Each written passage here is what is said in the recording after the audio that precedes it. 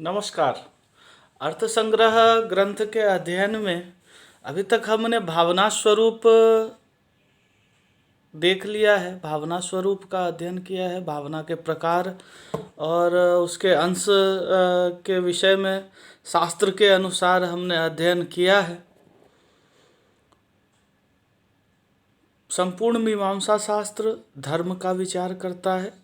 धर्म अर्थ रूप है। अर्थ किसी वाक्य का होता है, किसी शब्द का होता है। मीमांसा जिन शब्दों का या जिस वाक्य का विचार करती है, मीमांसा का अर्थ ही विचार है, तो मीमांसा जिस वाक्य का विचार करती है वह वाक्य वेद है। मीमांसा वेद वाक्यों का विचार करती है। वेद वाक्यों का अर्थ क्या है, इसका विचार मीमांसा में किया जाता है, वाक्यार्थ विचार। और ये बताया गया कि हम धर्म की जिज्ञासा करते हैं, तो वाक्य का विचार करके धर्म की जिज्ञासा कैसे होगी? तो धर्म का लक्षण बताया गया कि धर्म अर्थ रूप होता है। तो हम वाक्यार्थ विचार इसलिए करते हैं कि वेद वाक्य का अर्थ धर्म रूप है और उस धर्म का स्वरूप क्या है? तो का याग आदि, याग आदि जो श्रेष्ठ कर्म है वही अर्थ रूप है, क्योंकि वह वेद से प्रतिपादित है, प्रयोजनवान है और कल्याणकारी है, निःश्रेयस के प्रति युक्त कराने वाला है, श्रेयस्कर है, अर्थ रूप है। तो कहा किस प्रकार से वाक्य से यागादि रूप श्रेयस्कर अर्थ का बोध होता है? तो कहा वाक्य में प्रवर्तना होती है। लिंग लकार का जब प्रयोग होता है क्रिया के साथ, धातु के साथ, तो वह आदेश प्रवर्तना प्रेरणा का बोध कराता है और यह बोध प्रत्यय के माध्यम से होता है। प्रत्यय के दो अंशों में से जो लिंग तो अंश होता है उससे शाब्दिक भावना उत्पन्न होती है। शाब्दिक भावना उसका वाच्य होती है, उस लिंगंश का, और शाब्दिक भावना के माध्यम से आख्यात का वाच्य जो आख्यात तत्व से जो वाच्य आर्थी भावना होती है उसकी भावना कराई जाती है, वह भावित होती है। और आर्थी भावना के माध्यम से क्रिया में प्रवृत्ति होती है, फल की भावना होती है। तो कहा ये समस्त कार्य वेद वाक्यों के द्वारा होता है। हम यहाँ जो विचार करेंगे वो वेद वाक्य का विचार करेंगे। तो पहले जब भावना बता दी गई तो अब यह पूछा जाएगा कि वेद हैं क्या, वेद कहते किसे हैं, वेद का स्वरूप क्या है, वेद क्या है, वेदः कः, यह पूछेंगे।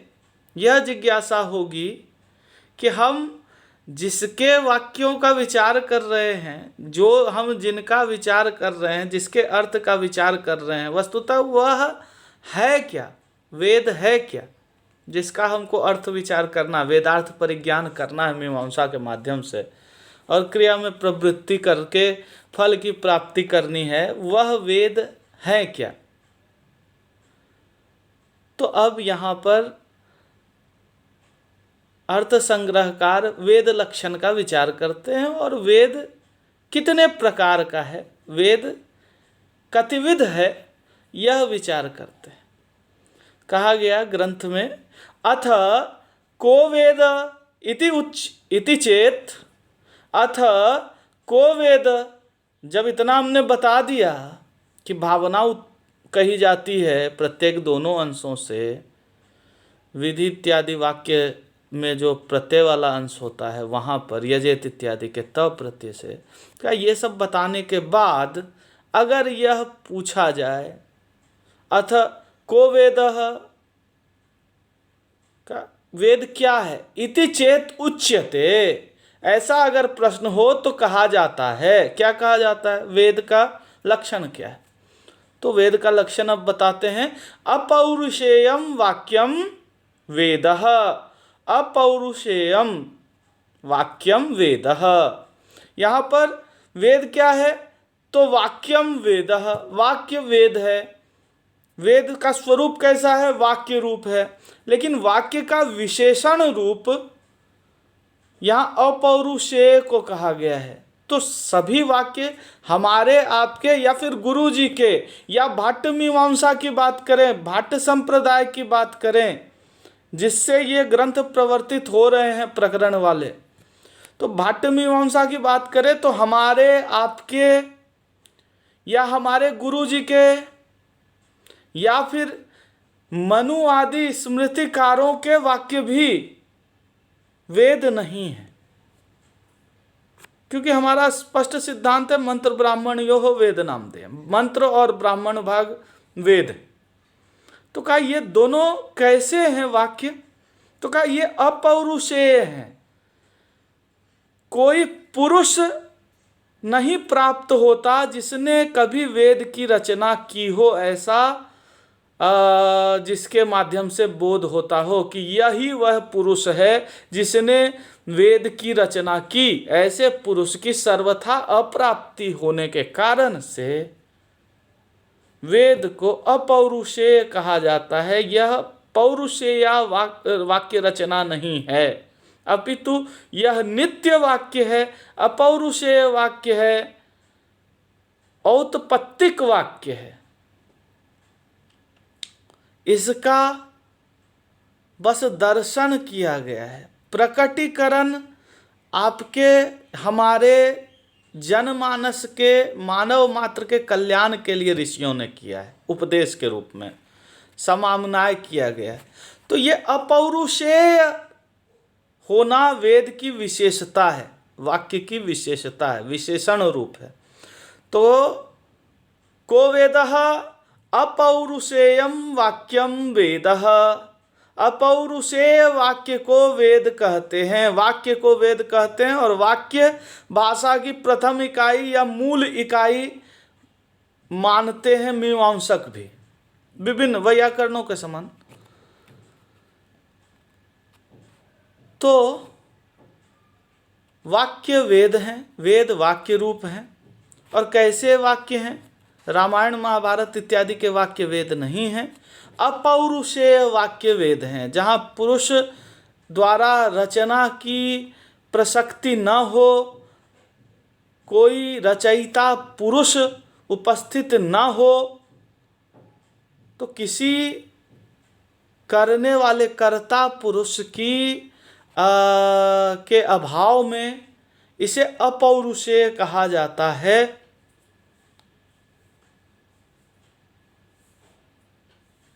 ऐसे ही वाक्य को वेद कहा गया। मीमांसा वेद को अपौरुषेय मानती है।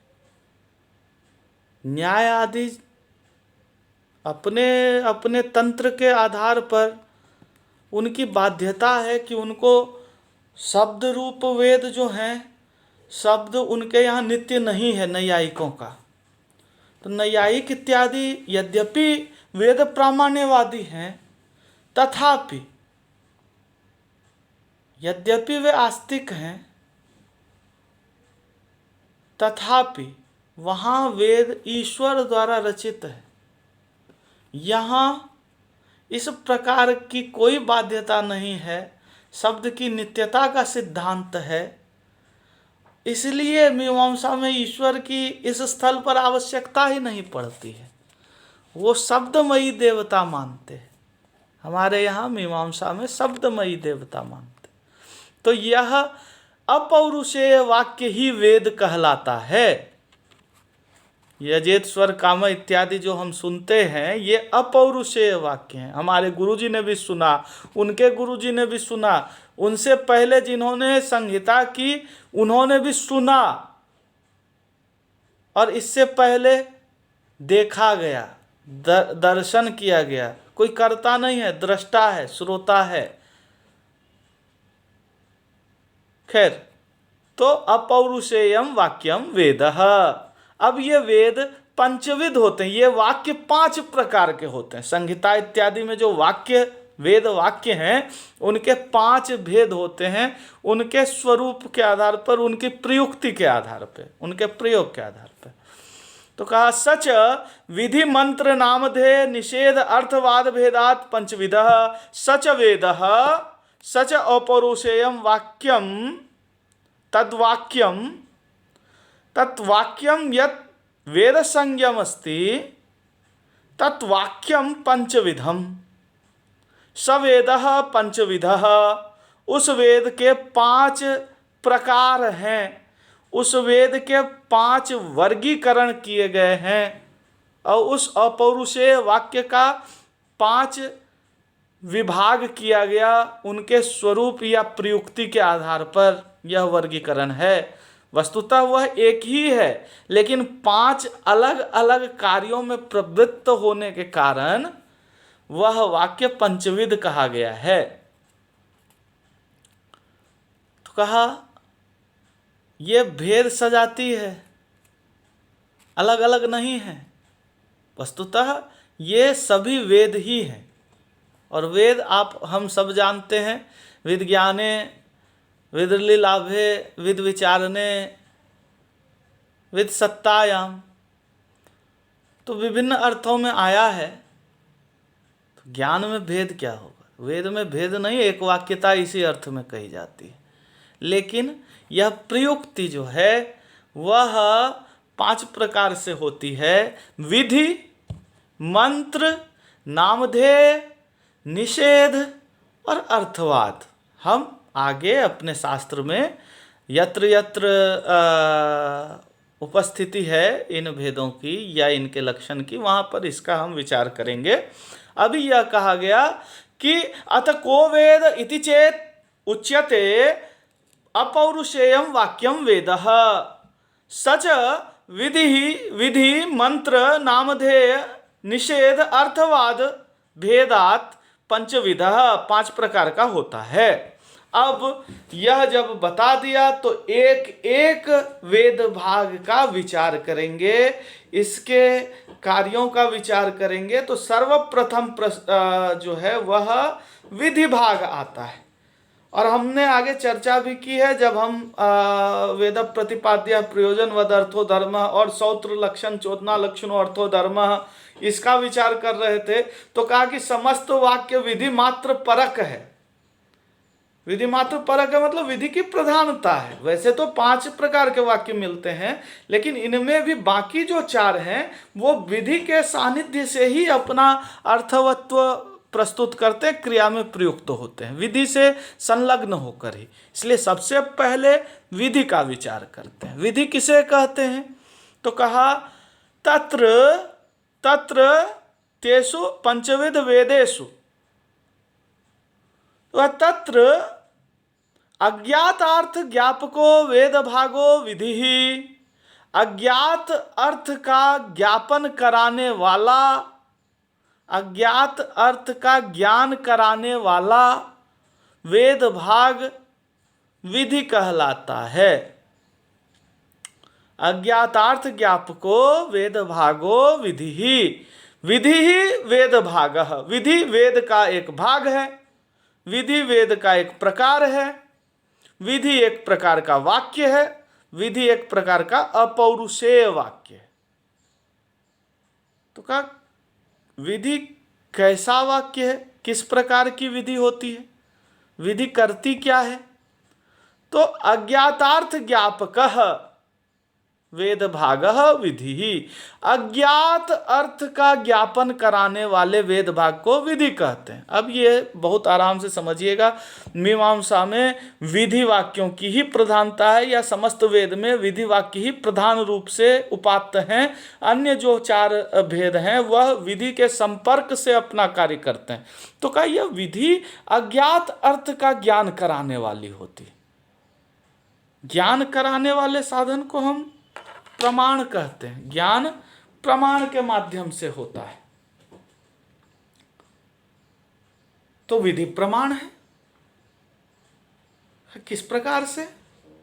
तो कहा अज्ञात, कैसे अर्थ का ज्ञान कराती है विधि? तो कहा अज्ञात अर्थ का। अज्ञात का क्या अर्थ है? अज्ञात का अर्थ है किसी दूसरे प्रमाण से जो ज्ञात न हुआ हो, जिसका बस उसी विधि से ही ज्ञात होना निश्चित हो।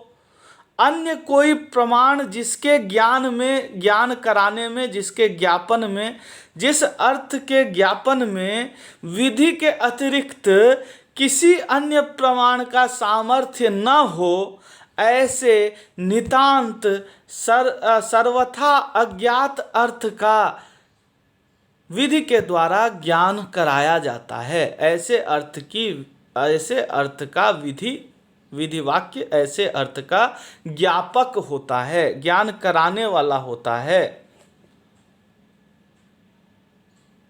ज्ञायते, जाना जाता है, और ज्ञापकः, जो जनाए, जो ज्ञान प्राप्त कराए।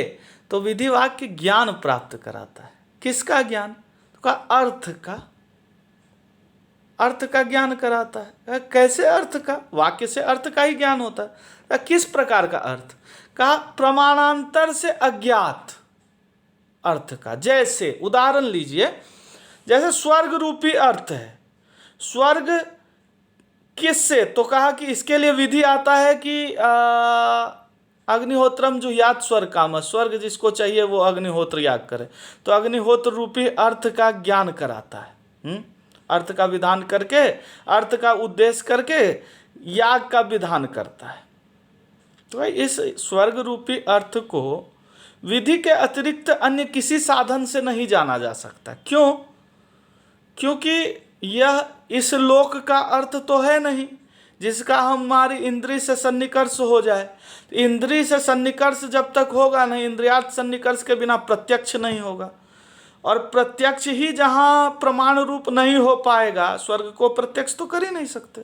तो क्या प्रत्यक्ष ही जहाँ प्रमाण रूप नहीं होगा, वहाँ प्रत्यक्ष से आश्रित जो अन्य, प्रत्यक्ष से आश्रित जो अन्य 5 प्रमाण हैं, 4 प्रमाण हैं, प्रत्यक्ष से ही आश्रित होता है अनुमान, क्योंकि हेतु का ज्ञान तो होना चाहिए प्रत्यक्ष से, मतलब जो व्याप्ति है उसका प्रत्यक्ष तो होता चाहिए। और उपमान भी इसी प्रकार, सादृश्य भी जो है वह प्रत्यक्ष पे आश्रित होता है। अर्थापत्ति भी प्रत्यक्ष पे आश्रित है, अनुपलब्धि भी प्रत्यक्ष पे आश्रित है। एक ही प्रमाण है जो निरपेक्ष है, जिसको किसी की अपेक्षा नहीं, किसी प्रमाणांतर की दूसरे प्रमाण की अपेक्षा नहीं, वह प्रमाण विधि कहलाती है। वह प्रमाण शब्द प्रमाण है, वाक्य प्रमाण है, और इसी वाक्य को विधि वाक्य कहते हैं। तो अज्ञात अर्थ का ज्ञान कराने वाले वेद भाग को विधि कहते हैं। वैसे भी मीमांसा में प्रमाण का जो लक्षण है ना, वहाँ अबाधित विषयत्व होना चाहिए। मतलब जो ज्ञान हुआ वो बाद में उसकी बाधा नहीं होनी चाहिए, बाद में वो ज्ञान नष्ट नहीं होना चाहिए, और क्या, वो ज्ञान खंडित नहीं होना चाहिए, अबाधित विषयत्व हो। और अनधिगतार्थ गंतृत्व, अनधिगत अर्थ, जो अर्थ ज्ञात न हुआ हो उसका ज्ञान कराने वाला होना चाहिए। तो इस प्रकार से विधि किसे कहा गया?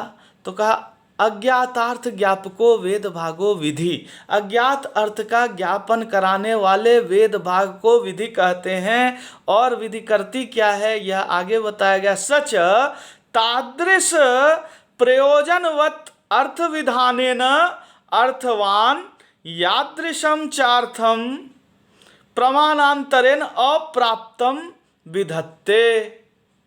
अब कहा कि सच तादृश, वह उस प्रकार के प्रयोजनवत् अर्थ विधानेन, उस प्रकार के प्रयोजनवान अर्थ के विधान से, प्रयोजनवान अर्थ धर्म को कहा गया है, याग आदि को कहा गया है।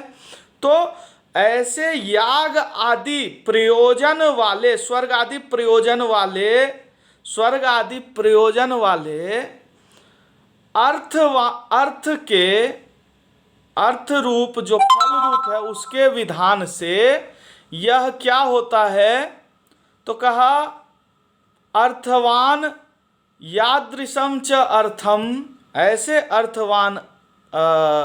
अर्थवान अर्थ रूप को, ऐसे अर्थ को प्रमाणांतरेण अप्राप्तम, जो कि प्रमाणांतर से प्राप्त नहीं है, ऐसे अर्थ को, ऐसे प्रयोजन से युक्त अर्थ को, स्वर्गादि अर्थ को और यागादि क्रिया को विधत्ते, उसका विधान करता है। तो विधि क्या करती है, तो कहा दूसरे प्रमाण से अज्ञात, दूसरे प्रमाण से जिसका ज्ञान नहीं हो पाया हो उसका विधान करती है।